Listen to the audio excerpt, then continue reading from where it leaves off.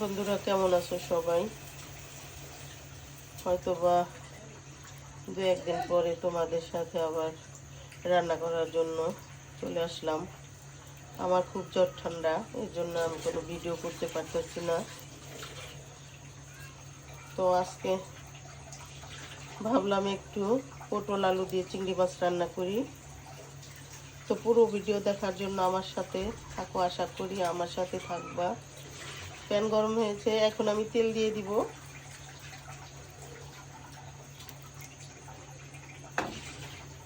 দিয়ে দিব পেঁয়াজ কুচি,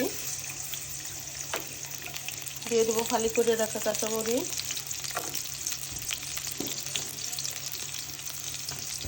পরিমাণ মতো লবণ দিয়ে দিব।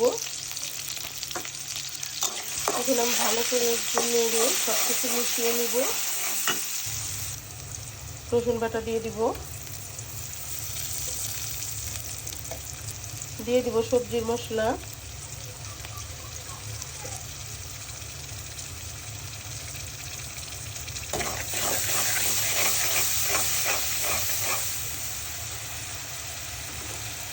এখন আমি মশলা কষানোর জন্য একটু পানি দিয়ে দিব।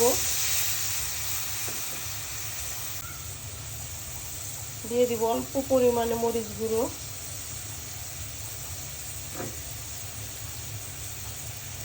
অল্প পরিমাণে হলুদ গুঁড়ো দিয়ে দিব।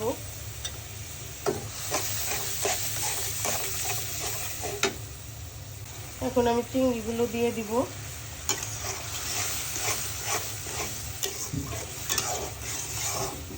কে কোথা থেকে দেখতেছো আমাকে একটু কমেন্ট করে জানাবা।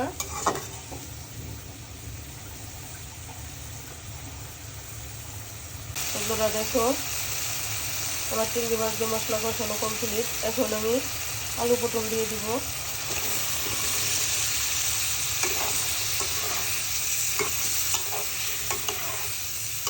একদমই বন্ধুরা ভাত খেতে পারি না, জানো না, একদমই না।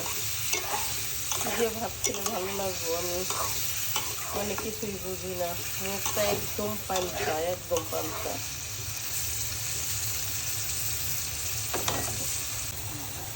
এখন আমি কষানোর জন্য সামান্য পানি দিয়ে দিব। ঢেকে আমি 2-4 মিনিট কষিয়ে নিব।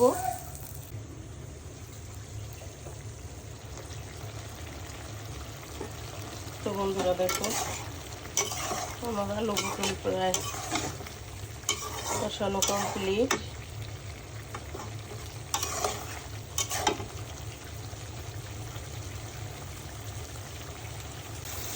বন্ধুরা আমি এখন রান্না করার জন্য ঝোল দিয়ে দিব।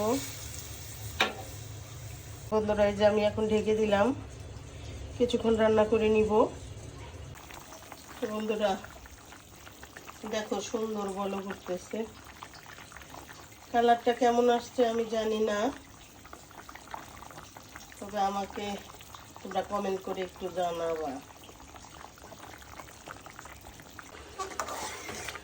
বন্ধুরা দেখো ফাইনালি আমার আলু পটল রান্না কমপ্লিট। আমি একটু ঝোল করলাম। তো আমার এই আলু পটলের রেসিপি তোমাদের কাছে যদি ভালো লাগে অবশ্যই আমাকে লাইক কমেন্ট শেয়ার করবা, আমার পেজকে ফলো করবা, আমার ইউটিউব চ্যানেলকে সাবস্ক্রাইব করবা, আমাকে একটু সাপোর্ট করবা।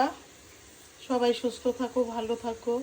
আল্লাহ হাফেজ, আসসালামু আলাইকুম।